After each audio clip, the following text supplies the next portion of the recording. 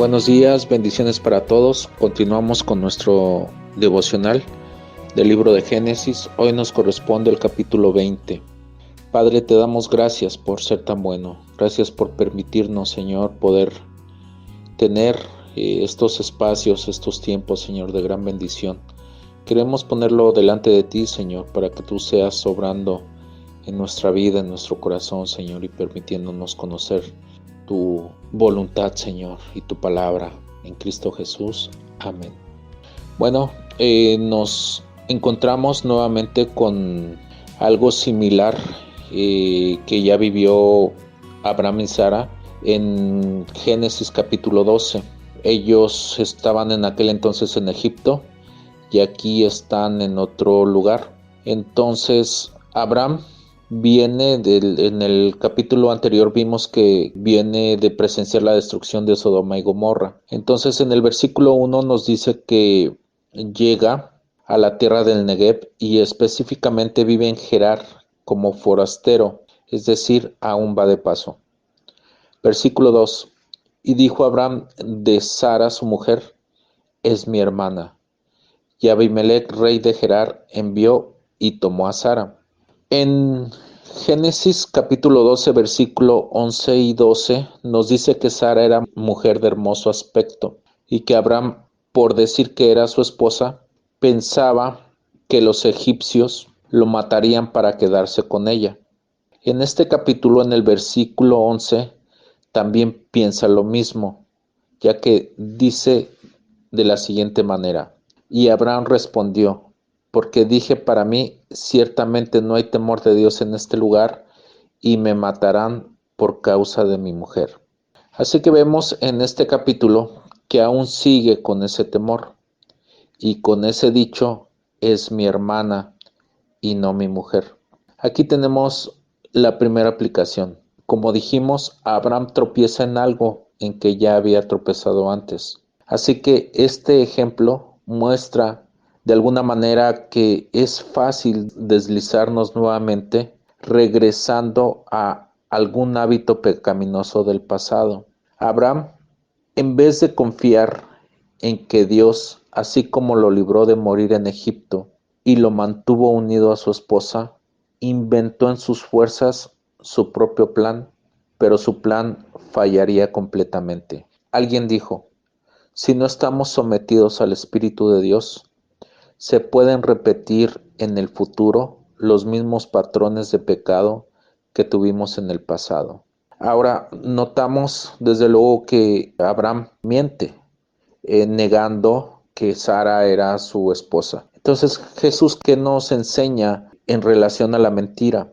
En Juan 8:44 dice lo siguiente: vosotros sois de vuestro padre el diablo, y los deseos de vuestro padre queréis hacer. Él ha sido homicida desde el principio y no ha permanecido en la verdad, porque no hay verdad en él. Cuando habla mentira, de suyo habla, porque es mentiroso y padre de mentira. Entonces vemos que Satanás no ha permanecido en la verdad. En realidad no la conoce. No hay verdad en él. Es mentiroso y padre de mentira. Por lo tanto, tiene hijos y son los que practican la mentira. Vamos a ver el siguiente punto. Dios guarda y protege el matrimonio y la simiente. Del versículo 3 al versículo 7 dice lo siguiente: pero Dios vino a Abimelech en sueños de noche y le dijo: he aquí muerto eres a causa de la mujer que has tomado, la cual es casada con marido. Mas Abimelech no se había llegado a ella y dijo: Señor, ¿matarás también al inocente? ¿No me dijo él, mi hermana es, y ella también dijo, es mi hermano? Con sencillez de mi corazón y con limpieza de mis manos he hecho esto. Y le dijo Dios en sueños: yo también sé que con integridad de tu corazón has hecho esto, y yo también te detuve de pecar contra mí, y así no te permití que la tocases. Y ahora, pues, devuelve la mujer a su marido, porque es profeta, llorará por ti y vivirás. Y si no la devolvieres, sabe que de cierto morirás tú y todos los tuyos. Dice, segunda de Timoteo, capítulo 2, versículo 13. Si fuéramos infieles, Él permanece fiel. Él no puede negarse a sí mismo. ¿Por qué decimos esto de Timoteo? Porque en efecto Abraham no fue fiel, sino fue infiel. Tuvo temor del hombre, pero no tuvo temor de Dios. Aún así, Dios fue fiel y siempre lo será. Lo fue con él y siempre lo será con nosotros.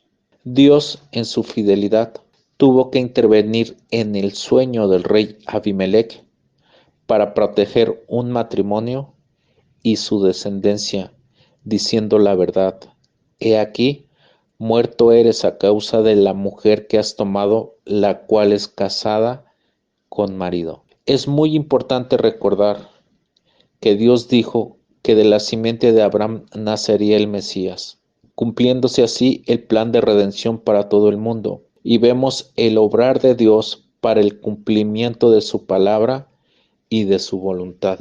El rey argumenta en ese sueño que él no era culpable, pues ambos le dijeron que eran hermanos, y le contesta el Señor: sé que con integridad de tu corazón has hecho esto, y yo también te detuve de pecar contra mí. La palabra de Dios, que es viva y eficaz, es suficiente para que el hombre que practica el pecado, o en este caso un rey pagano, reaccione y sea guardado de caer en tentación. Y más aún, recibe y acata la instrucción del Señor.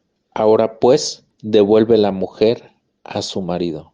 Sin duda, usted y yo, que estamos ahora escuchando la palabra de Dios, así como la escuchó el rey Abimelech en su momento, debemos atender también la misma exhortación y la misma instrucción, si es que estamos viviendo el pecado, el detenernos de pecar contra Dios.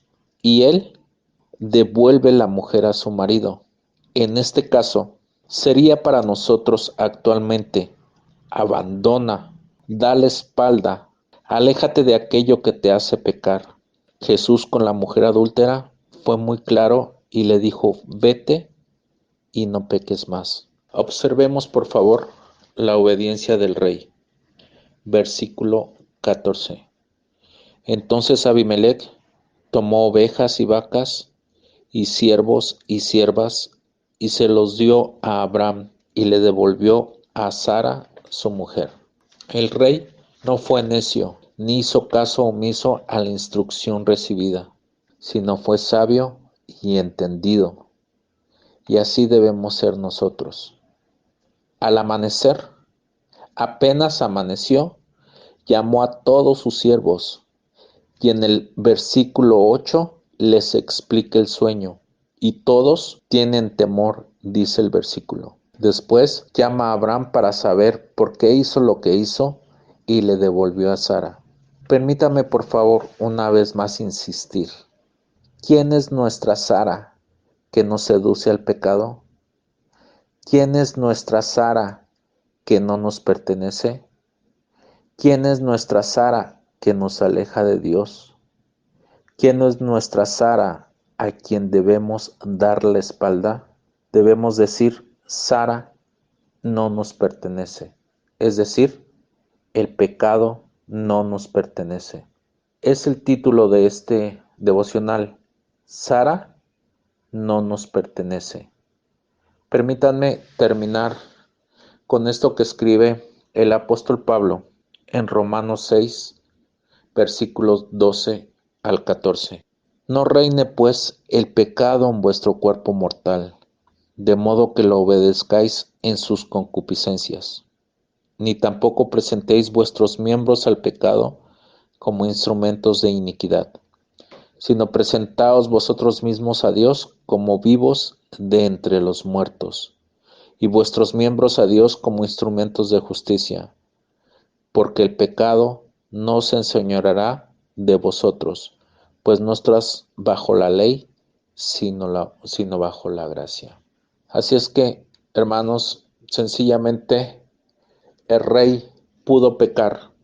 De hecho, esa era su intención. Pero Dios, en su divinidad, intervino a través de un sueño y lo libró de caer en ese pecado. Dios ha sido bueno para con nosotros y nos invita hoy nuevamente a dar la espalda al pecado. Él devolvió a Sara, sencillamente no cayó en la tentación. Ese es el proceder, como ya lo dijimos, que debe de haber en nosotros en cuanto a la tentación. Que Dios nos ayude, en verdad, así como ayudó a un rey, para no caer en tentación.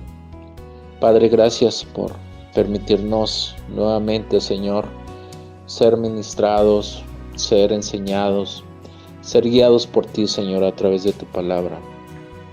Bendita palabra, Señor, que nos permite ver, Dios, la vida de un hombre, Señor, que tú lo describes como el padre de la fe, porque en efecto lo fue, Señor. Pero vemos de alguna manera, Señor, que su fe en este caso no era madura, Señor, porque desconfió en algunos momentos de lo que tú podías haberlo librado, Señor. Gracias, Dios, por esta enseñanza, y ayúdanos, Señor, a dar también la espalda a nuestra Sara que no nos pertenece, a esa Sara que nos seduce, a esa Sara, Señor, que de pronto nos invita a caer en pecado, Señor. Permítenos dar la espalda, permítenos, Señor, arrepentirnos, que en efecto eso es lo que significa, y llévanos, Señor, a vivir en tu perfecta voluntad. Que así sea, Señor, te lo rogamos en el nombre de Jesús. Amén. Mis hermanos, bendiciones para todos y que estén muy bien. Hasta luego.